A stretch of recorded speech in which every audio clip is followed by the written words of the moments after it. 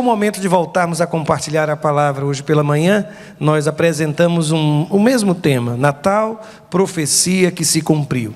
Eu vou ler os 3 primeiros versos da primeira epístola de João. A primeira epístola de João, capítulo 1, versos de 1 a 3.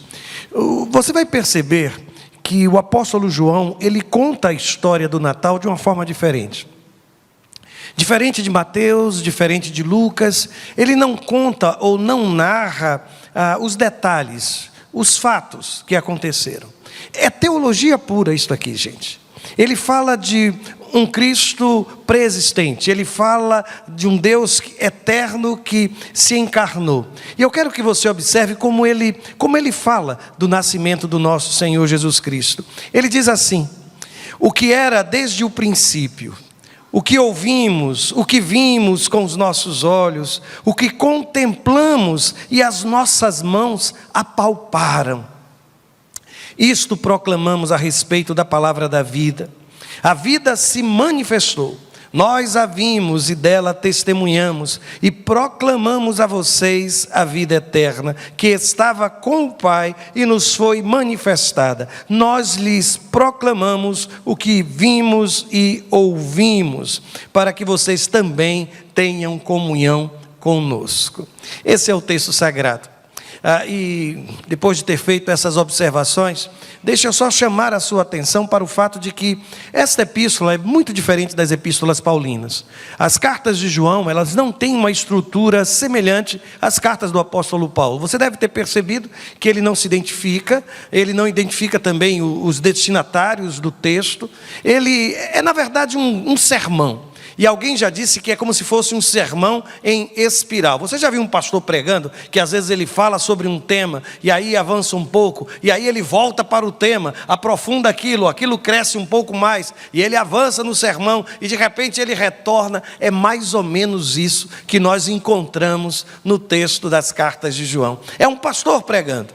E, portanto, a carta ela precisa ser compreendida assim. Há alguns também que dizem que para ler o texto do Evangelho de João, é interessante ter em mãos as cartas que ele escreveu, porque elas funcionam como uma espécie de manual de interpretação do Evangelho. Mas, antes de avançar, eu queria lhe fazer uma pergunta. A pergunta é simples: até onde você iria por amor? Bem romântica, não é, gente? Parece pergunta de adolescente apaixonado, não é? Mas eu vou voltar a perguntar: até onde você iria? Em função do amor, até onde você caminharia? Eu sei que parece algo tão vago. Então deixa eu fazer o seguinte: deixa eu estabelecer algumas situações concretas.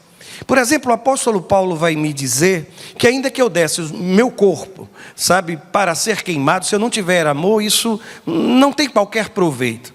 Então deixa eu lhe perguntar, até onde você iria, ou por quem você doaria um órgão seu? A quem você, ou por quem você faria algo assim? Deixa eu ir mais longe. No texto de 1 Coríntios 13, ele diz que se eu desse toda a minha fortuna, distribuísse entre os pobres, se isso não tivesse amor, eu vou lhe perguntar: a quem você entregaria todos os seus bens? Para quem você passaria todos os seus bens? Ficou mais difícil ou mais fácil? Eu vou mais adiante. Por quem você abriria mão da sua vontade? Hoje eu estava na fila para pagar algumas coisas num caixa, e de repente chegou uma senhora, e era fila preferencial, e eu já uso fila preferencial, e lá estava. Mas só que ela pensou que a fila acabava antes, e não, ainda se estendia um pouco mais. E eu tive aquela tarefa que não é muito boa, né, de olhar para aquela pessoa e dizer: olha, o final da fila é lá atrás. Gente, eu fiquei tão constrangido, o meu desejo era dar o meu lugar na fila, mas eu tinha compromissos, eu precisava resolver aquilo tudo. Eu vou fazer uma outra pergunta: para quem você entregaria o seu lugar na fila? Entendeu o que eu estou lhe perguntando? Por quem ou até onde você iria por amor? O Natal, a história do Natal, é uma história de alguém, de um amor que desconhece limites, meus irmãos. É a história, na visão do apóstolo João, do Verbo que se fez carne. E esse processo, ele é tão belo, porque no primeiro versículo que nós lemos, estava escrito assim: o que era desde o princípio.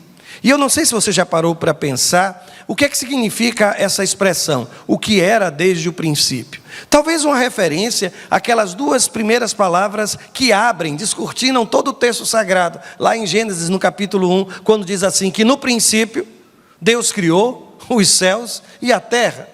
É possível, talvez, que essa expressão, o que era desde o princípio, na epístola de João, seja uma reinterpretação daquilo que ele faz no prólogo do Evangelho.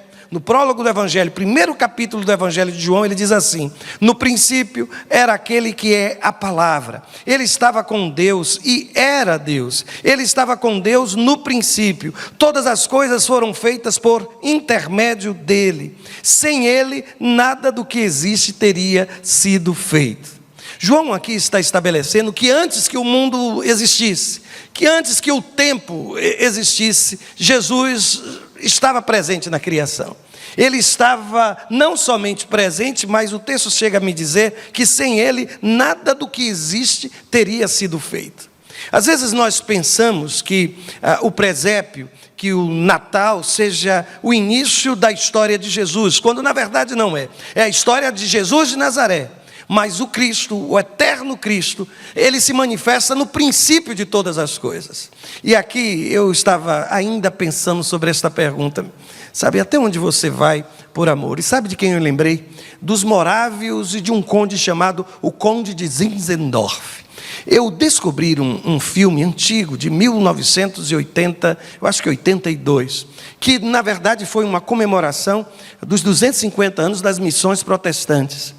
E o que eles fizeram foi, de uma forma muito simples, é um filme muito simples, contar um pouco da história deste homem, o Conde de Zinzendorf, um rapaz de 31 anos, muito rico, mas que deixou a corte e usou de toda a sua riqueza em favor do Evangelho. Foi ele quem abrigou, inclusive, os morávios, que fogem e encontram lá na Alemanha um espaço na propriedade dele para construir as suas casas, para respirarem e se libertarem de toda perseguição. O curioso é que esse homem, com a comunidade dos morávios, foi marcado por duas coisas: oração e missões.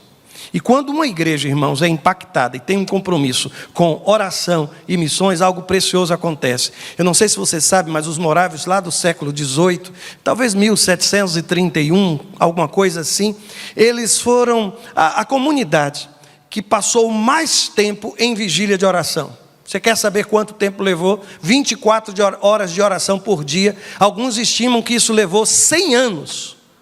Eles orando todos os dias, 24 horas por dia. Você consegue entender? Só que esse conde de Zinzendorf ficou muito impactado por este aqui que vive um outro personagem. Pode avançar. É um ex-escravo, que foi comprado inclusive por um dos seus amigos. Ele conta do impacto, ele volta para a comunidade depois de uma viagem e conta do encontro que teve com este rapaz. E fala de tudo o que estava acontecendo numa ilha, a ilha de Santo Tomás, lá na região das Índias. E aquilo impactou toda a comunidade. E de uma forma especial, 2 jovens da sociedade, da comunidade dos morávios, tinham um pouco mais de 20 anos de idade. E eles ficaram tão impactados que procuraram, porque o que tinha acontecido com aquela ilha, que ela tinha sido comprada por um homem muito duro, ateu, e que transformou todos os habitantes da ilha em seus escravos. E sabe o que eles pediram àquele homem? Eles foram lá e pediram para evangelizar naquela ilha. Quer saber da resposta? O dono da ilha disse o seguinte: nenhum pregador e nenhum clérigo chegará nesta ilha para falar sobre essa coisa sem sentido. Só que aqueles 2 jovens, impulsionados pela obra missionária, e eu fiz aqui uma anotação, deixa eu voltar a ela, só para que os irmãos tenham ideia. Essa comunidade de morávios, eles enviaram cerca de 2.150 missionários ao longo de sua existência. Você consegue imaginar o que é isso? Mas deixa eu voltar. Eles tinham esse ardor pelo Evangelho, e eles conseguiram. Eles viajam para lá, só que não tinham dinheiro para pagar passagem. Sabe o que fizeram? Eles se venderam como escravos para ir para aquela ilha. E com o dinheiro, sabe o que eles fizeram? Compraram as passagens. E entraram no barco. para ir evangelizar naquele lugar. O impressionante é que uma vez naquele espaço, eles puderam compartilhar da palavra de Deus. Há uma última cena do filme, e o que aconteceu com eles depois ninguém sabe. Nós só temos informação até o momento em que eles se despediram da comunidade. Entende agora porque eu lhe perguntei até onde você iria por amor? Se esses dois rapazes fossem seus filhos, ou se fossem eles, você, até onde você iria por amor? Isso não lhe parece loucura? Você consegue entender o que move o coração desses dois jovens para assumirem um compromisso como esse?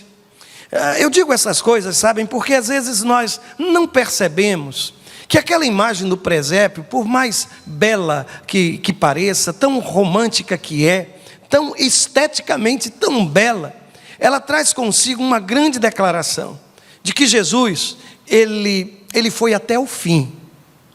Ele foi movido pelo amor.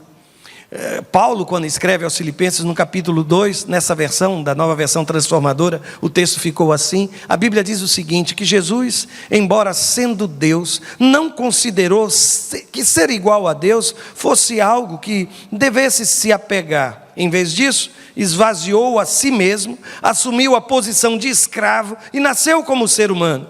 Quando veio em forma humana, ele humilhou-se e foi obediente até a morte e morte de cruz. Se eu lhe perguntei até onde você iria, deixa eu lhe dizer, Cristo foi até a cruz, por amor a mim e a você. Esta foi a declaração de amor mais preciosa que alguém poderia proferir ao longo da história da humanidade. Mas deixe-me lhe dizer uma segunda coisa. Eu percebo que a vida de Jesus, ela se resume em 3 cenários. O primeiro cenário, uma estrebaria. O segundo cenário, uma cruz. E o terceiro, um túmulo vazio. Sinceramente, irmãos, estrebaria, cruz e um túmulo não parecem ser símbolos de vitória. Não parece ser um símbolo para retratar a história do Messias. Mas eu tenho percebido que tudo que Jesus toca se transforma em sobrenatural, em especial. A cruz, que foi considerada durante todo o tempo como símbolo de maldição, para nós hoje é símbolo de vitória. Um sepulcro, meus irmãos, para nós hoje é também símbolo de vitória. Sabe, uma estrebaria é lugar onde nasce vida, porque tudo que Jesus toca é transformado. Dia desses nós recebemos aqui como igreja, uma equipe de uma TV local. E entre as muitas perguntas, a ideia era perceber, porque há quem se levante hoje para falar das tradições natalinas. Meus irmãos, deixa eu dizer uma coisa. Quando Jesus entra, mesmo nessas histórias que aqui e ali beiram o paganismo, sabe, acontece com elas o mesmo que aconteceu comigo. Tudo que era pecado na minha vida foi lavado pelo sangue de Jesus. E todas essas histórias hoje só interessam a quem quer cavar, buscar, conhecer, e que parecem hoje não trazer mais nenhum significado. Eu vou lhe dizer, eu comemoro e celebro o nascimento do meu Senhor. Eu celebro, pastor, mas não foi em dezembro? Sim, mas ele nasceu. E como diz o apóstolo João, ele nos dá esta confiança. É tão forte a declaração que ele faz, que ele vai nos dizer assim, que ele viu, que ele tocou. Quando nós romantizamos a vida de Jesus, nós eliminamos todo o aspecto sacrificial de sua história. É tão belo, ou são tão belos os presépios, que a vontade que a gente tem é de sentar ali e ficar também, fazer parte daquela cena. A gente olha para a cruz, uma das coisas que me chamou a atenção é que no filme A Paixão de Cristo, a maior parte das críticas foi dirigida ao retrato que foi feito da dor de Jesus. Porque os críticos diziam que aquilo era exageradamente cruel, mas não era exageradamente cruel, meus irmãos. Jesus sofreu. E eu quero que você entenda que o Natal é essa declaração de um Deus que se fez homem, que se fez carne e habitou entre nós. E que revelou ao longo de toda a sua vida todo este amor pelo seu povo. Portanto, quando o apóstolo vai nos dizer, o apóstolo João vai nos dizer o que era desde o princípio. Aí vejam, ele fala de um primeiro sentido, né, da audição, o que ouvimos. Ele fala da visão, o que vimos com os nossos olhos, o que contemplamos. Depois ele fala do tato, dizendo, e as nossas mãos apalparam. E isto proclamamos a respeito da palavra da vida.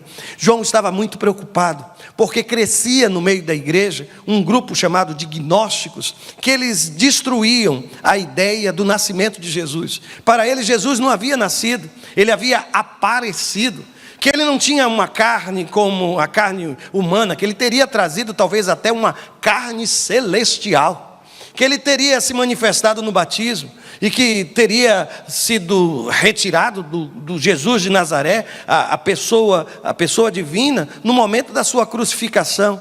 Eles tinham enorme dificuldade em aceitar que a palavra, que Deus se fez carne, porque na mentalidade daqueles homens, a carne era má, o espírito era bom. Eles destruíram todo o testemunho do Antigo Testamento, porque eles não conseguiam entender um Deus que tivesse criado este mundo, porque para eles o mundo era mau. É por isso que João olha para mim e para você e diz, olha, Cristo é real, Cristo é verdadeiro, Cristo não é uma lenda, a história dele não foi inventada. Nós vimos, nós tocamos, nós apalpamos, nós ouvimos as suas palavras. Eu quero declarar aqui, em alto e bom som, Jesus é real, Cristo é real, Ele nasceu e viveu entre nós, irmãos. E nós não podemos abafar essa história. Aliás, o texto sagrado me leva a perceber que o próprio Jesus convidou seus discípulos para que tocassem em seu corpo. E ele fez isso mesmo depois de ressuscitado. Há um momento que acontece com Tomé, mas eu faço aqui destaque aos discípulos de Emaús. O texto sagrado diz que quando eles param, Jesus olha para os discípulos e diz assim, vejam minhas mãos, vejam, usem o sentido da visão, vejam minhas mãos, sou eu mesmo, toquem-me, usem, sabe, o sentido do tato, toquem-me e vejam que não sou um fantasma, pois fantasmas não têm carne nem ossos, e como vem, eu tenho. Jesus está dizendo, eu sou real. Jesus, a nossa pregação de um Cristo ressuscitado, não é a ilusão de uma igreja que em nome da fé construiu essa história. Nós cremos de fato que o nosso Senhor ressuscitou. Aliás, eu fiquei lembrando nesses dias de uma cena, ficou inesquecível, eu não sei quantos lembram do Sexto Sentido, quando no final há uma reviravolta, e a criatura olha e diz assim, eu vejo gente morta. Lembra-se aquele garoto, 8 anos, sendo tratado, e os papéis se invertem. Não vou dizer mais nada não, porque se alguém quiser assistir, que eu faça. Mas querem saber, quando Jesus fala de fantasma, quando Jesus diz, olha, eu não sou um fantasma, eu quero dizer uma coisa a você, escuta aqui, fantasmas não existem. Isso parece tão óbvio, né? Fantasmas não existem, irmãos. E se há um espaço onde fantasmas parecem ser produzidos, é no ambiente religioso. Eu vou tentar ser mais claro. Há um momento nas Escrituras em que Jesus não morreu, não havia morrido, não estava ressuscitado, mas por um momento os discípulos julgaram que Jesus era um fantasma, não era uma pessoa real. Lembram-se disso? Os discípulos estão no meio do mar, Jesus se aproxima deles caminhando sobre as águas. Para que você se lembre, eu vou ler o texto sagrado. A Bíblia diz assim, que por volta das 3 da madrugada, Jesus foi até eles, caminhando sobre as águas. Quando os discípulos o viram caminhando sobre as águas, ficaram aterrorizados. É um fantasma! Gritaram cheios de medo. Eu até consigo entender, eu não sou advogado desses homens não, mas eu até consigo entender as declarações, o fato deles terem exclamado, é um fantasma. Porque você deve ter observado que o medo estava presente, eles estavam atemorizados. E o medo, sabe, faz com que a gente veja aquilo que sequer existe. Eu morei durante a minha infância, parte da minha infância, na rua Machado de Assis, número 11, lá em Brontas. E havia um pinheiro, sabe, na frente de casa, exatamente na frente do quarto onde eu dormia. E eu vou dizer a vocês, aquilo parecia verdadeiro. As galhas do pinheiro, ao longo da noite, com o vento, elas roçavam no vidro da janela. Eu tinha certeza que era alguém querendo entrar. E aquilo me assustava. E quanto mais assustado eu ficava, mais aquilo aumentava, sabe? Parecia que o vento soprava de propósito. E aquilo eu me cobria, eu tentava fechar os olhos, eu tentava não ouvir o que estava ouvindo. Mas na cabeça de uma criança, o medo produz fantasma. Mas gente adulta também, quando sente medo, às vezes produz fantasmas.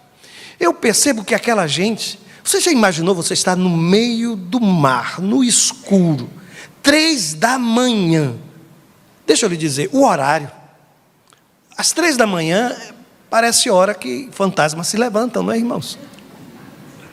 Se não fantasmas, naquela criatura que gosta de assaltar a geladeira também. São 2 figuras muito parecidas. Pois bem, eu acredito que talvez o medo, talvez o horário, ou não, o ambiente de tempestade.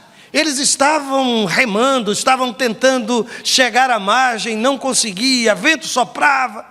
Aquele momento, aquela circunstância. Gente, quando as circunstâncias são adversas, quando a gente está vivendo um tempo de tempestade, a minha mente, a sua mente, às vezes acaba criando, sabe, ilusão, fantasia, ouvindo coisas que Deus nunca disse, vendo Deus onde Ele não está, e não enxergando Deus onde realmente Ele está se manifestando.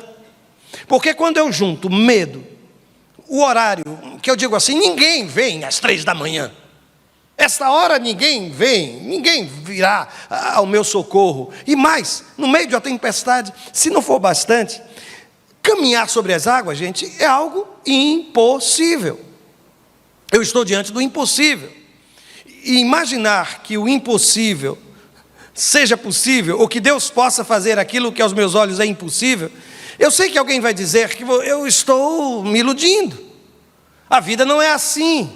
E é nesta hora que as minhas ilusões vão chamar de fantasma, de não real, aquilo que é a realidade de Deus trabalhando na minha vida. Não ouse duvidar de um poder de um Deus que pode curar aquele que está enfermo, que pode restaurar aquele casamento. Alguém vai lhe dizer, olha, isso é ilusão, isso é impossível, mas o meu Deus caminha, sabe, irmãos, às 3 da manhã sobre as águas, e vem ao meu encontro. E se não for bastante, sabe, eu penso que aquela gente estava cansada. A Bíblia diz que eles estavam se esforçando, e quando a gente está cansado, se multiplicam os fantasmas. Sabe, as ilusões começam a se multiplicar e a gente começa a ver fantasma em todo lugar. Mas deixa eu lhe dizer, é só porque você está cansada. É só porque você está cansada. Sabe quando é que eles vão desaparecer? Quando você parar por um tempo e aprender a descansar. Ah, mas ainda é tão difícil, pastor, separar o que é ilusão do que é realidade. Se é difícil para você, então eu vou tomar essa tarefa para mim. Sabe o que é que você deve chamar de ilusão? As juras de amor de quem só tem feito você sofrer, mas que você hoje considera como algo verdadeiro. Sabe o que é que você deve considerar como realidade? A prova de amor de quem no Calvário sofreu em seu lugar. Mas sabe o que é que a gente faz? A gente chama o amor do Calvário de ilusão, e o amor que tem causado tanta dor na minha vida de realidade.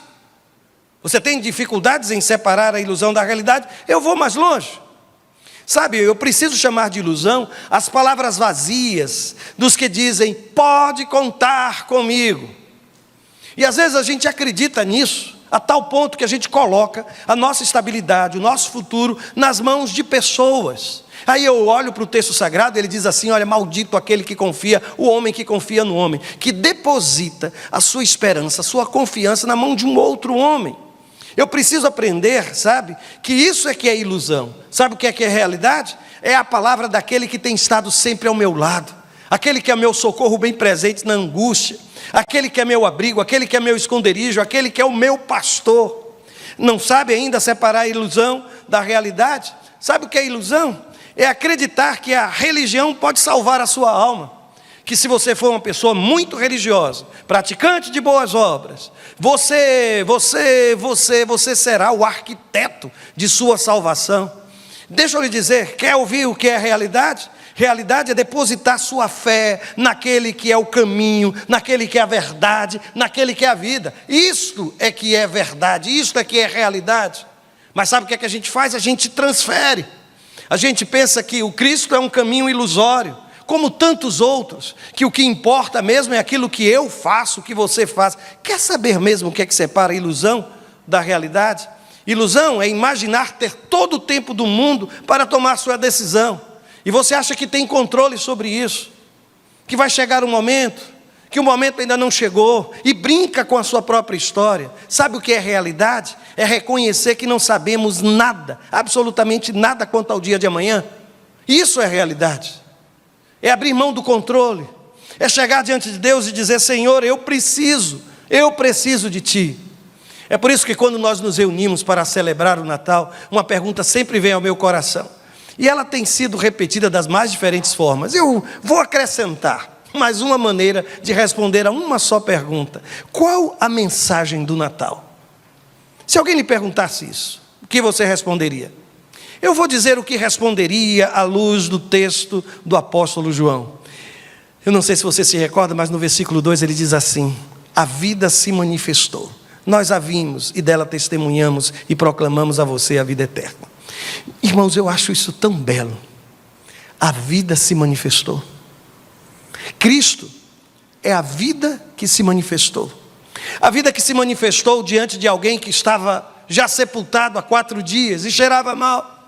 A vida que se manifestou com aquele que era cego e voltou a ver. Aquele que era paralítico e recuperou as forças e começou a andar. Aquelas palavras maravilhosas que abençoaram multidões. A vida se manifestou. Se você quer me perguntar o que de fato é a mensagem do Natal, eu vou lhe dizer: o Natal é a vida que se manifesta.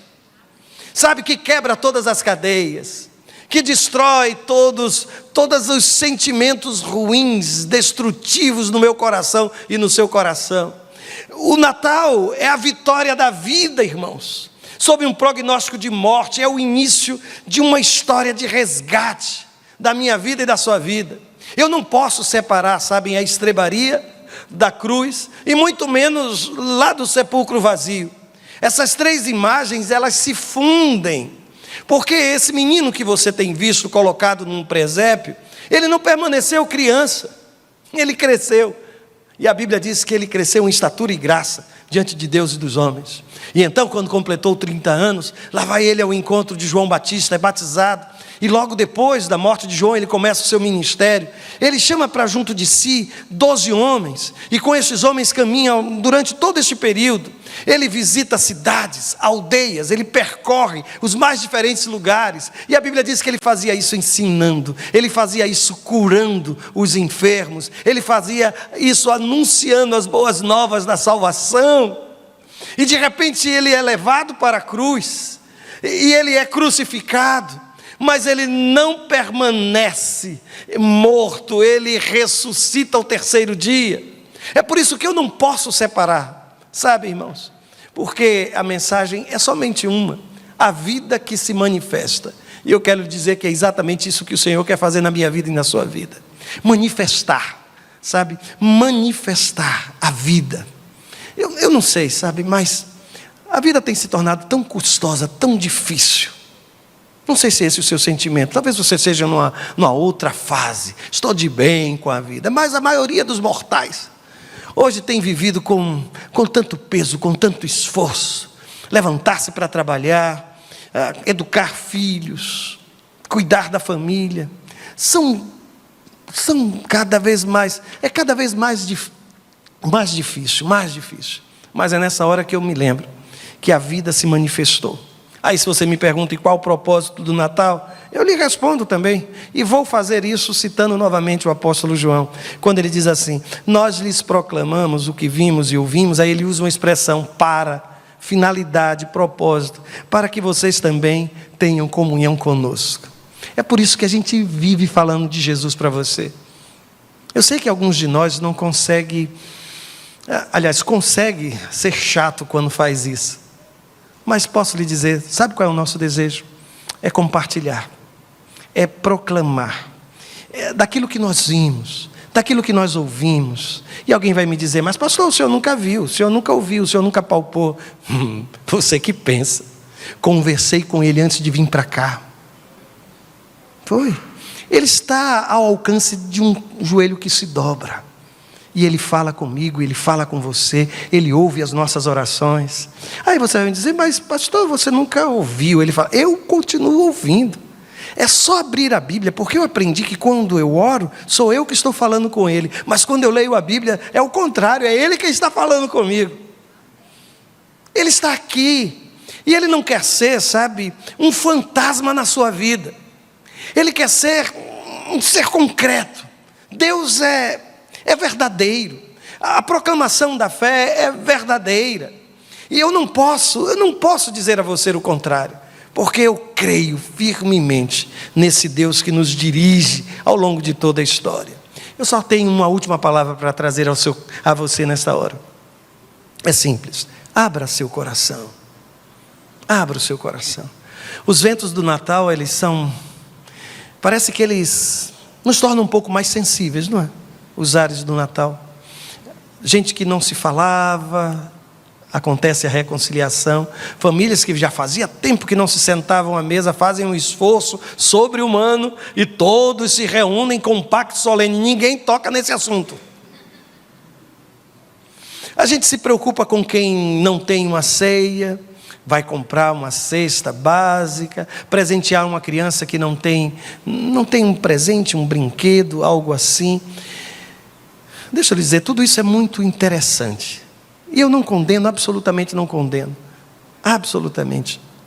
Mas tem algo que, se não acontecer, o Natal não é de verdade. E sabe o que é? É meu coração aberto para a presença graciosa do Cristo. A gente pode ir para o shopping, a gente pode comprar roupa nova, a gente pode fazer uma ceia maravilhosa, mas se o coração ainda estiver fechado, isso não é Natal. Isso é qualquer outra coisa, menos Natal. Isso é qualquer outra coisa, menos a vida que se manifesta. Por isso eu quero desafiar você: abra o seu coração. Eu não sei o que você passou ao longo deste ano, mas alguns de nós passamos por alguns estreitos, sabe? Fomos peneirados e o buraquinho da peneira era tão fino. Tivemos tantas dificuldades, mas eu tenho uma boa notícia para lhe dar. Qual é? Fantasmas não existem.